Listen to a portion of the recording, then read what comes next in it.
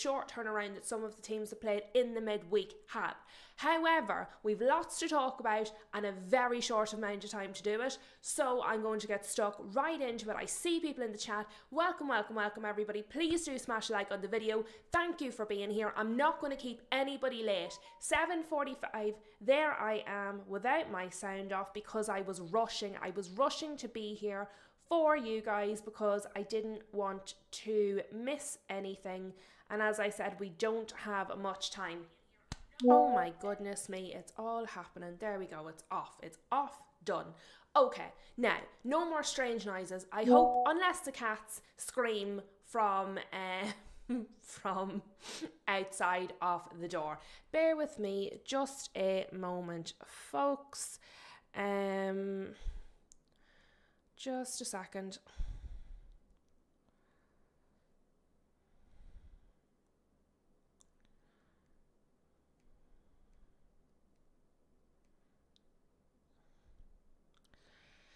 Okay, sorry about that. You're never so popular as when you're doing something. It is always the way, and honestly, I'm not one of those people. You know the way some people can do, like, they can type and they can talk at the same time? I cannot. What happens is, I type what I'm saying, or I say what I'm typing. I never get it the right way around. Literally ever. But here we are, done, ready to go. Obviously, the tech all worked, so obviously something had to go wrong. But that's the way of it. Now, when I was doing this stream, obviously we're going to talk about the matches from yesterday, and then we're going to talk about the matches on this evening. But literally while I was getting ready to start the stream, because there's been so much talk about Spurs and Arsenal, still talking about City obviously from yesterday, from the day before, from Saturday, you would almost forget that like 3 other matches took place. 3 other important matches took place yesterday. So I want to talk through all of the matches before I even think about looking at tonight. So the 4 matches from yesterday, let me zoom so we can see. So the top here, Crystal Palace did manage to beat Wolves. I did not see that happening. I genuinely 100% believed Wolves was going to win that match, okay? But to be fair, Wolves got a red card in the 60th minute, essentially. Look at that. He got a yellow in the 58th minute for a foul, and then obviously the second yellow for dissent for arguing about the first yellow. It would just actually make you mad, wouldn't it, to be honest? But from the 61st minute until the 90th minute, Wolves bottom of the table, 9 points, worst Premier League side ever. Wolves held Crystal Palace to a draw. It was the 90th minute before Gessand put the ball in the back of the net.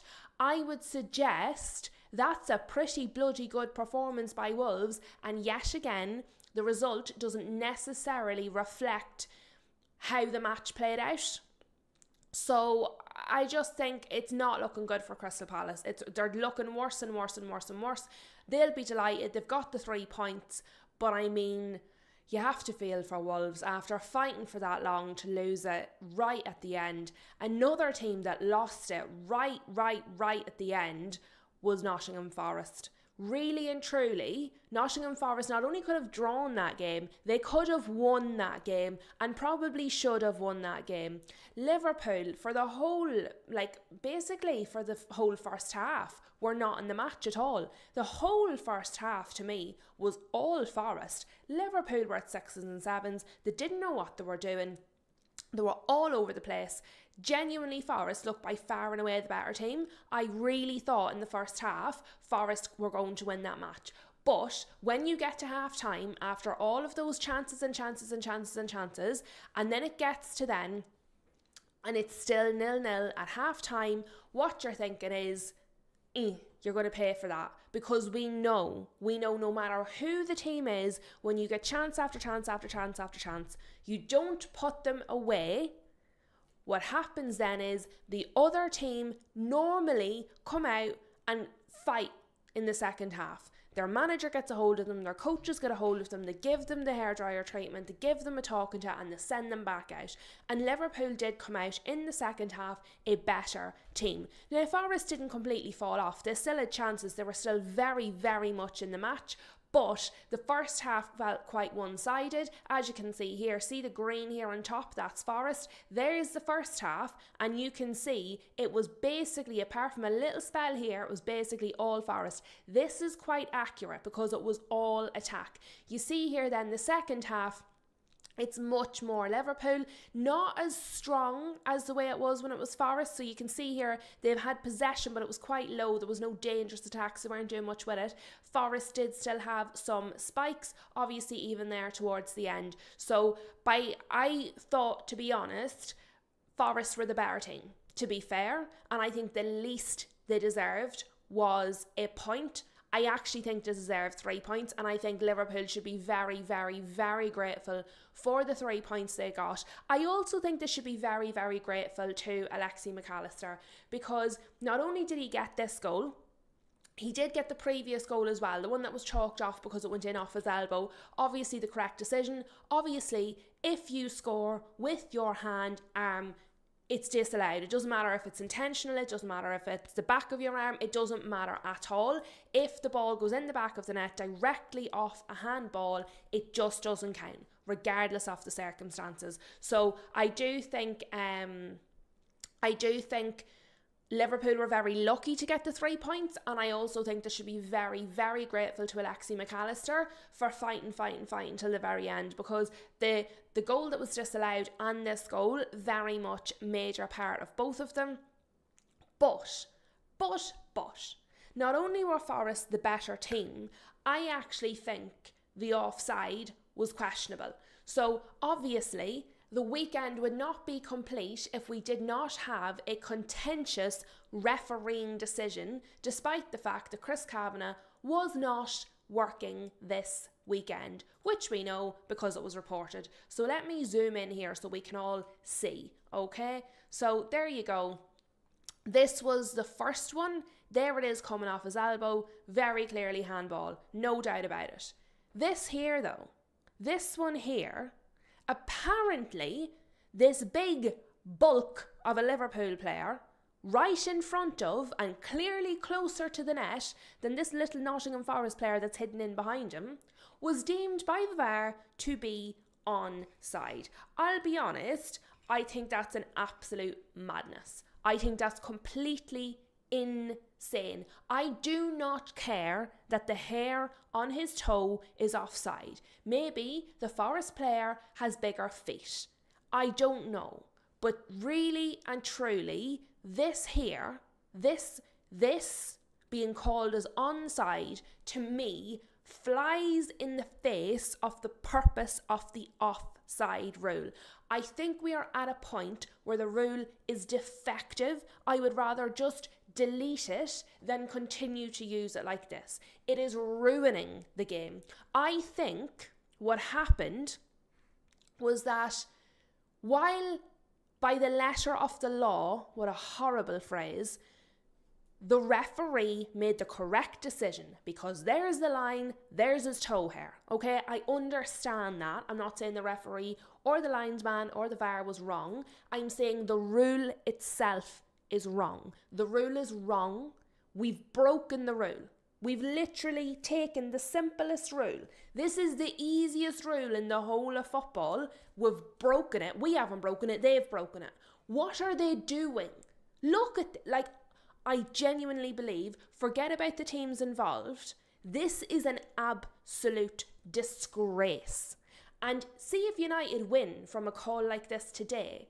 While I'll take the 3 points, I will take them slightly embarrassed that this is how we had to win, because that's actually ridiculous. I just think they need to delete it and start again. They've broken it so badly, I'm actually not sure if they're capable of interpreting this rule correctly anymore. This is a complete joke. There is no advantage, none whatsoever. It's ridiculous.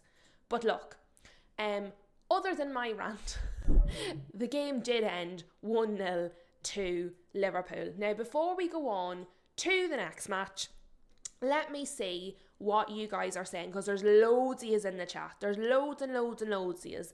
I see Gary was here earlier, bless him, but he's given tonight a miss. He's still traumatised from the game yesterday. He's not wishing to discuss it any further, but he did come in, drop his like and leave a comment. So we're very grateful to Gary, because bless him, he's having a tough time as a Spurs fan. But Dave Boy is also here, suggesting pub meetups. There's our Dave. Flossie's in the house. Anthony's in the house. Streets is here. Guess is here with her tea. Good reminder, I need a drink of tea.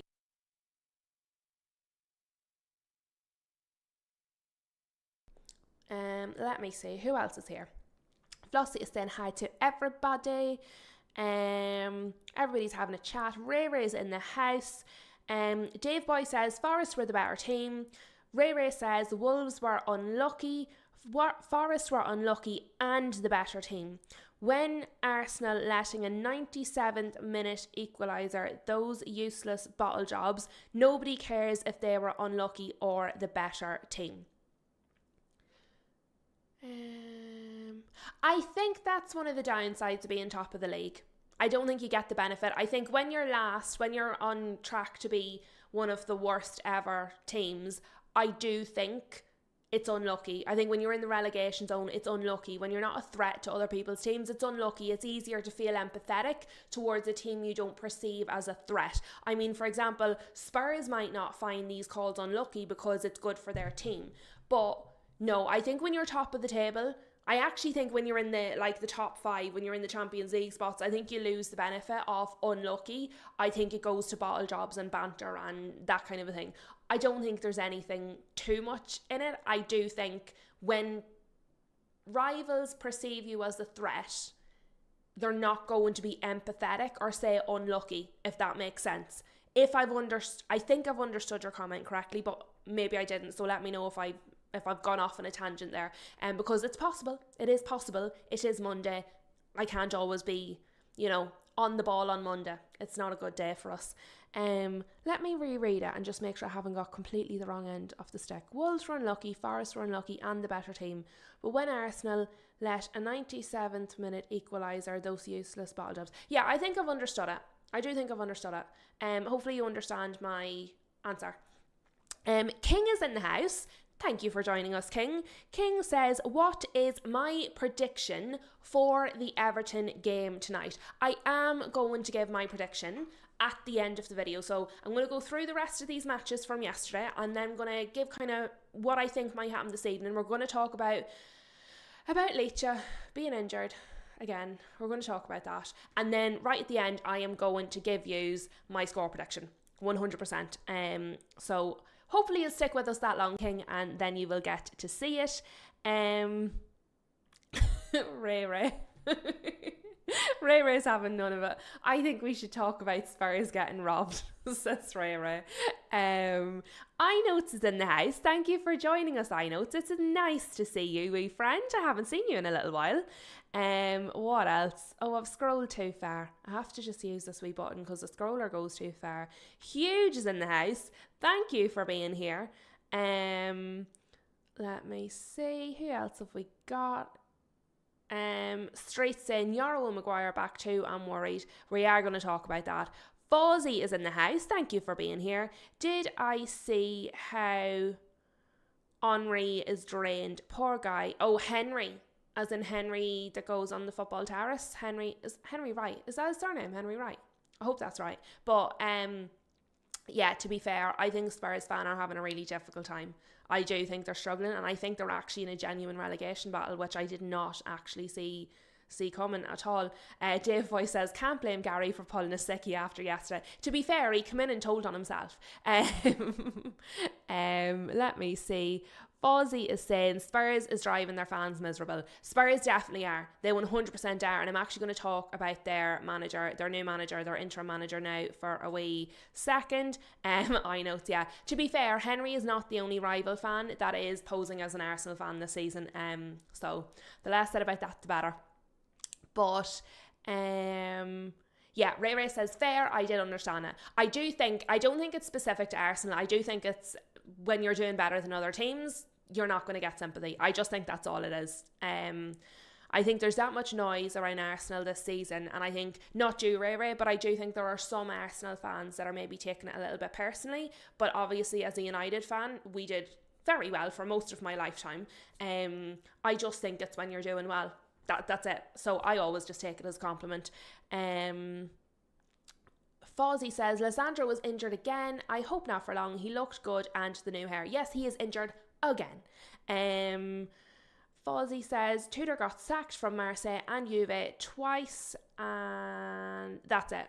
So I'm not talking about the haircut. I actually can't deal with him. So the next match, Sunderland lost 3-1 to Fulham. Didn't see that coming at all. Didn't see many goals in that match. I just didn't see that scoreline at all. Not even a little bit. But there you go. So that brings us to Spurs and Arsenal, which is obviously what everybody wants to talk about. I have to say, I don't know if I just talked myself round. I don't know if it was because I did the video on Tudor. I don't know if it's just because I want City and Arsenal to continue to lose and lose and lose. But I had genuinely convinced myself Spurs would actually put up a fight in this match. Really, I did. 100%. I actually believed it. Now, the game got off to an absolutely fantastic start. Lightning start, super fast, really high tempo. And then what happens? What happens, lads? Of course, what happens is the referees. To be fair, this time not the actual referees, the referees' equipment, the referees' technological stuff. Some of my gremlins, I'm glad, to be fair, I'm not the only one that struggles with technology, but genuinely, the amount of people and money involved in the Premier League, and they can't make it work. Seriously, surely one of them understands how batteries work. You put the plus with the plus and the minus with the minus. Honestly, the fact that the delay, it was about 8 minutes, 7 minutes. It was a mad delay. Like, the players were having to do warm-ups on the pitch. And then we wonder, right? Players are going to come out with injuries. Players are going to come out with strains. Players are going to, honestly, and then we wonder why. Because we had to wait for 8 minutes for a technological issue. And then, obviously, the whole game changes for both teams. Because whatever you've planned, practiced, rehearsed to surprise the other team with your fast start, it just kills all momentum in the match. It was, honestly, I never agree with Gary Neville because I think he's an absolute div. Genuinely, I don't think the man ever speaks like a Man United fan. I can't have him. He's genuinely, I cannot have him. But yesterday, he was absolutely correct. He was fuming, and I've written down, Gary Neville says, we should be able to proceed without the technology. Use your flag if you want the referee's attention. It's almost like they did this before without the technology. Genuinely. So essentially, without VAR and their little headphones, they can't do their jobs anymore. Do you know when a child is bold? Okay? You're probably not allowed to say bold anymore. It's probably not PC, right? But you see when a child is bold and they, you take their stuff off them, like their PlayStation remote or their Xbox plug, or you confiscate their phone to punish them. So they live in the real world and become human again, right? I actually think we should confiscate VAR and the little headpieces from the referees until they know how to do their job again. I think we should confiscate their technology and retrain them because, honestly, it's a hames. It's an absolute mess. It's so irritating. Like, you're sitting there waiting and it's ridiculous. It's ridiculous.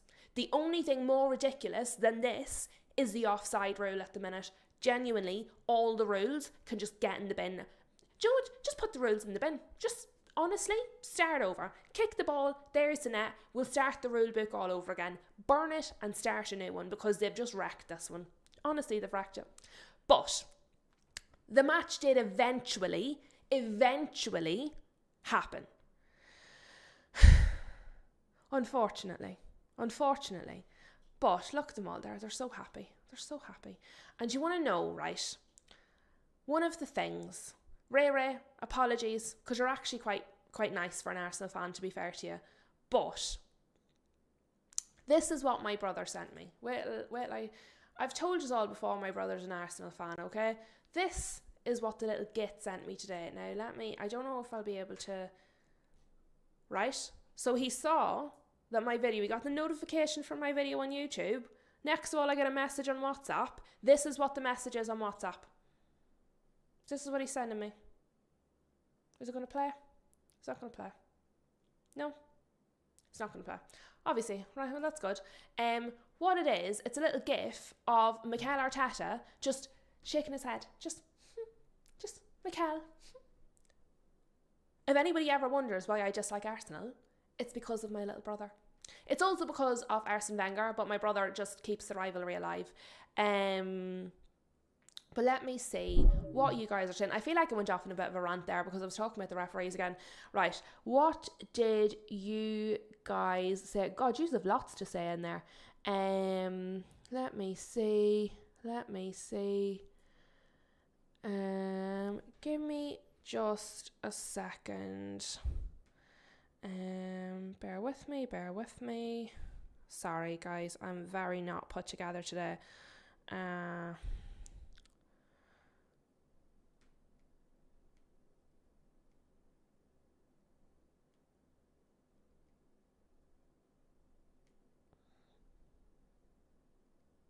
Sorry, there we are. I'm so together. I know what I'm doing. I don't do this every single day ever. But let me see what you guys were saying. So, okay, I know some Fozzie are talking about Robbie. Fair enough. Ray says, if we didn't buy the ref and Gabriel dived like Tom Daly, Mawani would have scored and Spurs would have won. Ray. Calm down. We haven't even really talked about the match. All I've done is give out about the officials and the technology. We haven't actually even said anything at all about Arsenal yet. Take a breath. It's fine. Safe space. Let me see. Streets is giving out about Neville. To be fair, I don't like Neville either, but it doesn't mean that everything he says is incorrect. He was correct yesterday. It was just absolutely mental. Oh yeah. To be fair, I did laugh when he said this. He did say to Arsenal, to be fair, what he said was, keep your head in the game. Like, when they were celebrating the goal, they went 2-1 up in a derby, as Ray says, and Gary Neville's like, he basically said, don't over-celebrate. Now, I understand in the moment that's a very frustrating thing to hear. However, and maybe I'm giving him too much credit, I actually don't feel like he was trying to be nasty there. I think what he was saying was, okay, you've just gone 2-1 up, keep your head in the game and don't concede again. And I've heard him say that about United. I've said that about United when we've, like, in a hard game. If we went 2-1 up against Spurs or City or Chelsea or any team, if we went 2-1 up tonight and our players were celebrating like we'd won the match, I would be like, calm down, stop over celebrating, like, keep your head in the game, because our players get easily distracted. So in his defence, that genuinely might be United trauma. Possibly. Now, he might just be being a pain in the backside, but it could be United trauma, because I often think that when I see our players celebrating like good things. But let me see. What else are we saying?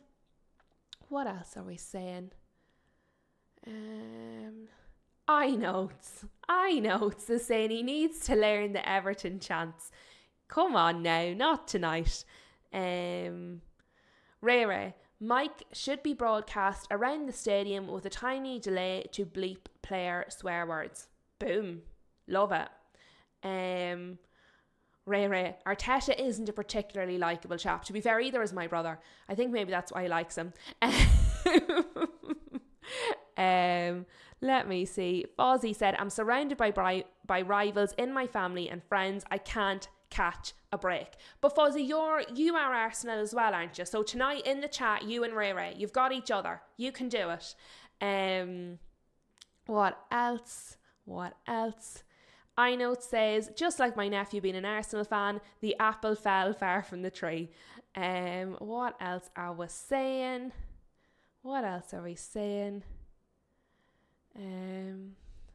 Ray Ray says, Neville was screaming his head off when we beat City in January. He might have been. I don't often actually listen to him on the comms. What I normally do, and this is being totally truthful, when I'm watching the games, I normally mute the commentary.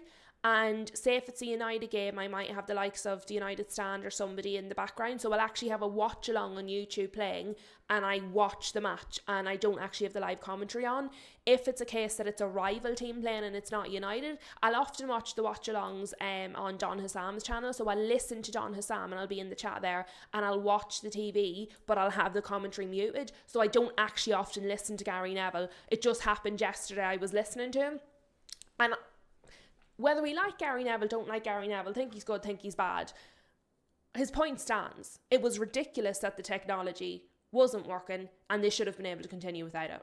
Like, whether we like him or don't like him, that's a fact. That's the way it should have been. But what I will say, and I just want to, obviously, Gyökeres got some goals yesterday. He got 2 goals yesterday. But Eze, I want to talk about Eze for a minute because I've been quite critical of Eze since he's gone to Arsenal. I think he hasn't hit the ground running, and I have said quite a few times now that, let me see, so just so we see the goals here, I've said quite a few times that what Semenyo was doing at City is what I expected Eze to do at Arsenal. And it's not what was happening. He looked like a duck out of water. He looked like a small fish in a big pond. He looked like a little bit lost. And you're going, oh no. Like, he's a really good player. You don't want him to lose that. But he got 2 assists. I'm sure it was 2 assists he got in the FA Cup. And now he's getting 2 goals in a derby against Spurs. He's smashing it. And I think sometimes all it takes is a little spark and then a flame comes. So I actually do think he might be starting to find his feet. And if he's starting to find his feet, I actually think that's a big deal. Because I thought maybe he was going to be a write-off for the season the way he started. Obviously not. He's obviously coming into it. He's obviously finding himself and he's obviously starting to play really well. And if he gets back up to the levels that he was at before he joined Arsenal, I think he's just going to be a phenomenal signing. Obviously then, Victor Gyökeres getting 2 goals as well, which is big for him because he was another player that didn't particularly hit the ground running when he came to Arsenal or to the Premier League. He didn't start well. He was in all the conversations about being a flop. And there he is getting 2 goals again in a derby. So 2 brand new players scoring 2 goals each in a derby. Again, it's a way to ingratiate yourself with the fans. It's a way to feel a sense of belonging with the club. It's a way to just become one of them. So I do think it's quite a big deal, the specific players that scored those goals. But also, obviously, we do have to talk about the team that lost. So Arsenal, after City winning, I did worry for Arsenal, especially after Raya having a bit of a heart attack, Raya having a bit of a moan the last 2 games. Raya seemed really unsteady. And I did think, with City seeming to have the bit between their teeth against Newcastle, I did wonder how this was going to go, especially then with a new manager in place. You wonder if there's going to be a new manager bounce, etc. for Spurs. But I do actually think this was different because I think in another season Arsenal would have lost this match 100%, especially after the City result. I think this in another season is a match Arsenal would have lost. I think they would have crumbled. I think they would have panicked. To see that resilience is quite concerning because I already don't like City. If Arsenal are going to be good as well, it's just going to be a bit rotten, to be honest. But I do think it's going to make a title race far more interesting if both teams are actually at the races rather than one of them just falling off. So I think it's going to be interesting going forward. David is in the house. Nice to see you. David Speaks Football. What else are we saying? What are we saying? You guys are having a good old chat in there. That's all right. Chat away. Have some fun. Footy Corner TV is in the house. Says Newcastle with Bruno. Get a draw versus City. I do think that's a good point. And I wonder if I actually still have this. Do I have it? Let me see here. So Actually, great point. So Footy Corner TV said Newcastle with Bruno get a draw against City, and you should now be able to see it on my screen. In The Athletic, this was just after the injury was announced, this came out. Newcastle United have failed to win any of the 12, this will now be 13, Premier League games in which Bruno Guimaraes has not started since his full debut in March of 2022, losing 6 and drawing 6. The Brazil international is set to be out until April with a hamstring injury. Now, obviously, Newcastle have a large number of injuries. They have done so throughout the season, but they haven't won any of their 13 Premier League games in which Bruno Guimaraes has not started, and he's out until April. That is horrendous news for Newcastle fans. So like our Flossie and our Ash, I'll be asking Ash about this on Friday. It's not great. Not great. That's not a good stat to have at all. But it's amazing how one player can have such a difference. Just incredible. So that was a really good point, Footy Corner TV, and thank you for bringing that in. Let me take a sup of my tea, and then we're going to move on.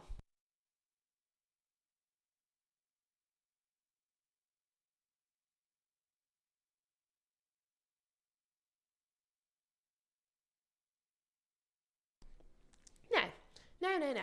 Right, I'm going to talk about Tudor for a brief second, and then we're going to move on to Man United, because I think that about covers it for Arsenal. Spurs were brutal, Arsenal were very good, they answered the critics. Ezzy's doing well, Gyökeres is doing well, 2 new players finding form in a derby, Spurs in a relegation battle, and it looks like City and Arsenal are actually going to duke this one out instead of one of them having a heart attack and a meltdown. But yeah, it's disgusting really, isn't it? But sure look, we'll have a good game to watch tonight. But before we move on, this is the last thing I want to say on the topic. So this again is from The Athletic. This one is from JDM Harris. Igor Tudor has described Tottenham Hotspur's situation as an emergency. Well spotted. As the interim head coach prepares for a 12-game rescue mission, which is now an 11-game rescue mission, in the Premier League, starting with the North London derby, and we all know how that went now. Tudor is a specialist in short-term fixes. In 12 previous coaching jobs, he has only been hired before the start of the season 3 times and succeeds Thomas Frank with Spurs 5 points above the relegation zone after 1 win in their last 12 games. That's obviously now 1 win in 13, but the fact that the new interim head coach has come in calling it an emergency is really terrible. I shouldn't laugh because we were down there with them last season, but honestly, it's just such a joyous occasion to not be there this season that I want to enjoy it a little bit. Just a little bit. But yeah, so I wonder how big he thinks the emergency is now. But Jenny is in the house. Nice to see you, Jenny. Thank you for being here. And let me see. Footy Corner TV wants to know how we are feeling about tonight's game. Well, actually, that's an excellent question because I'm feeling a little bit conflicted. So, just want to share this one with you. The Premier League posted this. Now, they've posted it as an ode to Bournemouth, but that's not what I see when I look at this. So, the Premier League have posted, that seems like a legitimate source, AFC Bournemouth now have the second longest unbeaten run in the Premier League with 7. But never mind Bournemouth. Forget about Bournemouth and their long unbeaten run because they're only second. Who's number 1? Who has the number 1 longest current unbeaten run? That would be Manchester United, which would make you feel a little bit confident, okay? And then you go to this absolute mare. Breaking, Lisandro Martinez is out of the Everton game through injury. It's a suspected calf problem, which United believe may need 1 to 2 weeks recovery. Well, that's good news, isn't it? So we have De Ligt, who has been out with a mystery injury That was a twinge at the end of a match and he was only going to miss one match, and that was basically at the start of the season and he's not been seen since. Honestly, I think he's taken up a second career because he's just gone. Martinez went out for a very long-term injury, came back, out again, came back, out again. Honestly, this is becoming really concerning. Maguire, through age alone, has started to become injury prone. He's actually, I think his redemption arc has been incredible, but he's aging and he was never fast. He has other talents, there's other things he's good at, but he's already getting injury prone. He was never top. So we've De Ligt out with a mystery injury. We've Martinez injury prone with long-term injuries. We have Maguire, who is aging out and who was never top anyway, and who was also starting to become injury prone. And then we have Lenny Yoro and Aidan Heaven. I actually think Heaven, when he was playing under Amram, was a revelation. I thought he was fantastic. And while I think Lenny Yoro was a talented young man, I actually thought Aidan Heaven, in my opinion, was actually more raw talented. From what I was seeing, I really liked what I saw of Aidan Heaven. But the point is, our three experienced players are all injured, and our other two are very, very young and only developing. So honestly,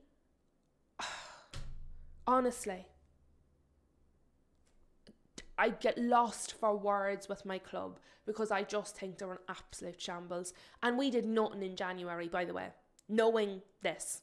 We knew all of this in January, did nada. Not a thing.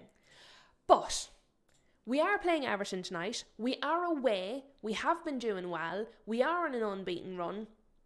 Let's see. Surely we have the lineups at this point. So let's click the lineups button because that's how that works.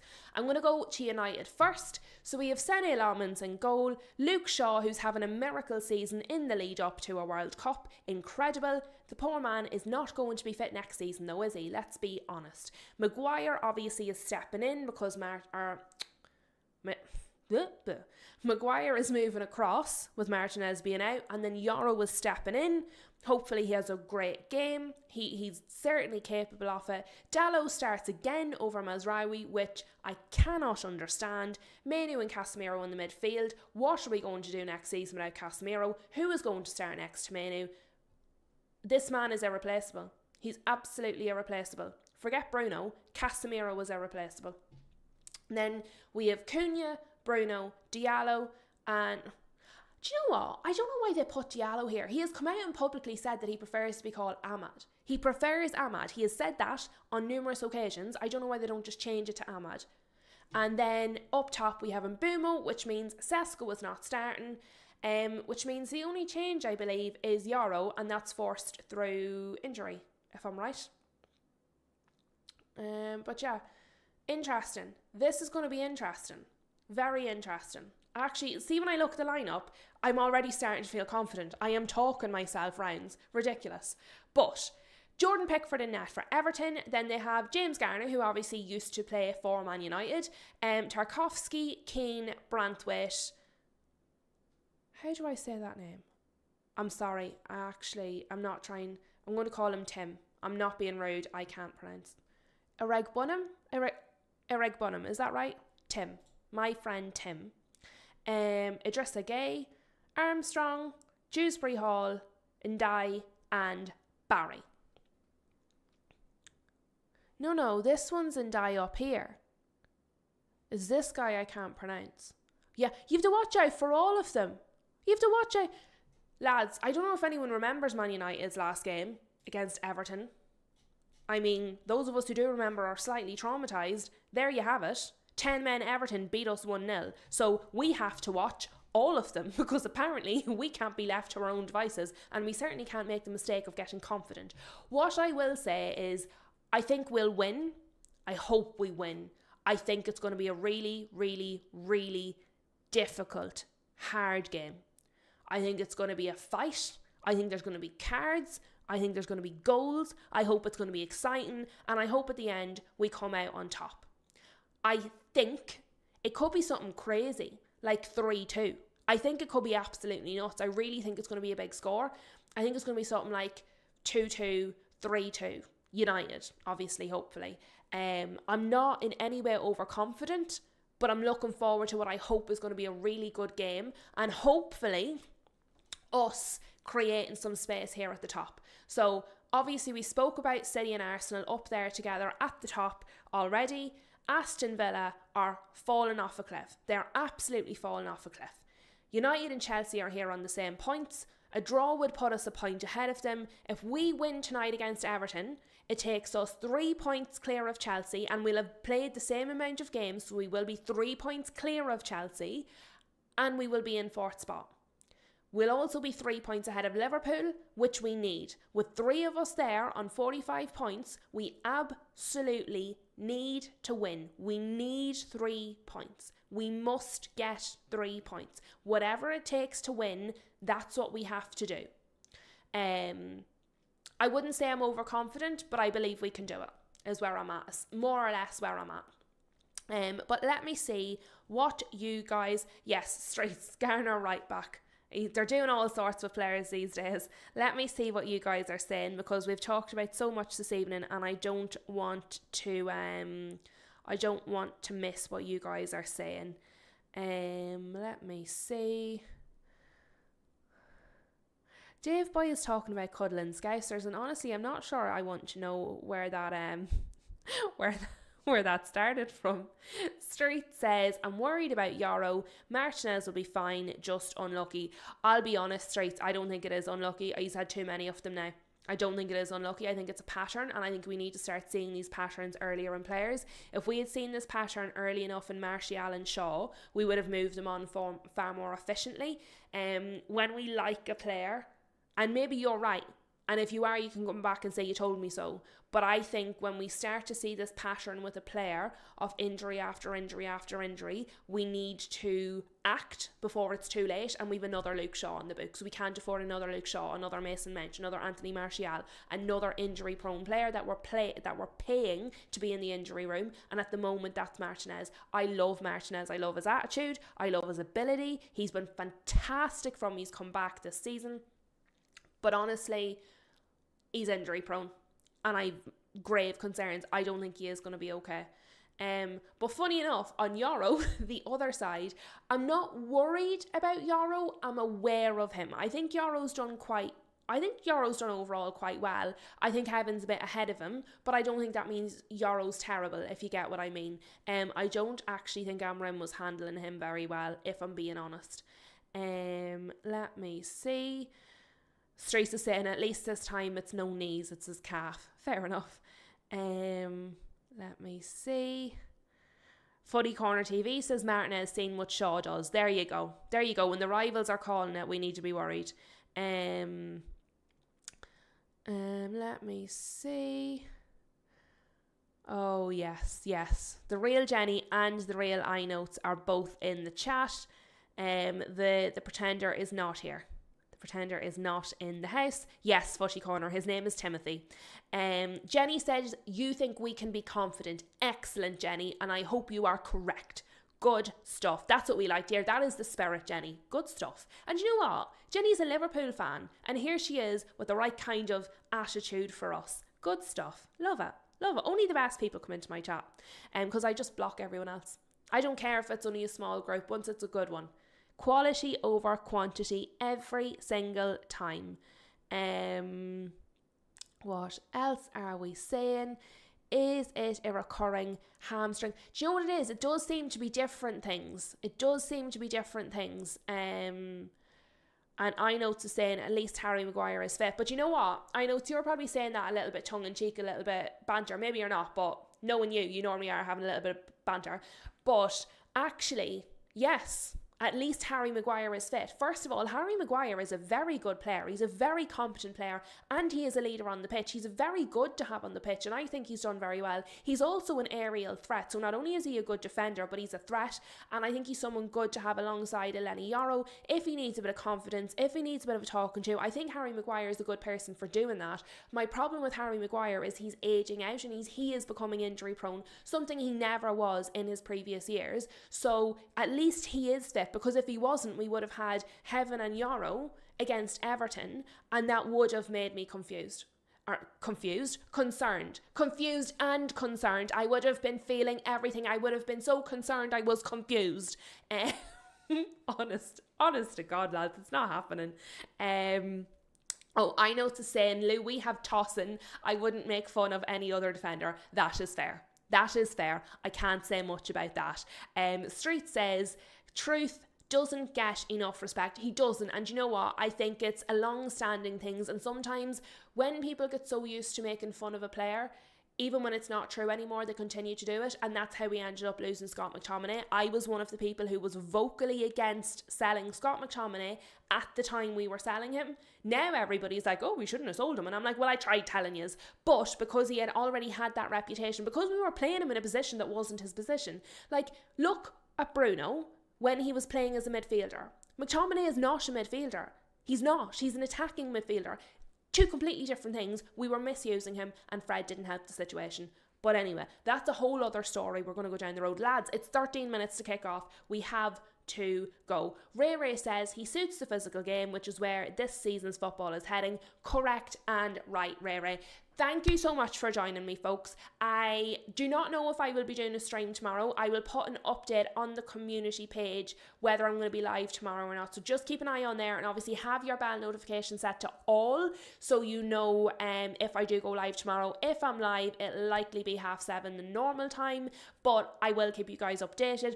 Thank you so much for being here. Please go and enjoy the football. Come on, United. I hope we get the win. I hope it's an entertaining, good game that we win without controversy, but because we deserve it. I will speak to you all soon. Smash a like on the video and have a good one. That's all there's left to say.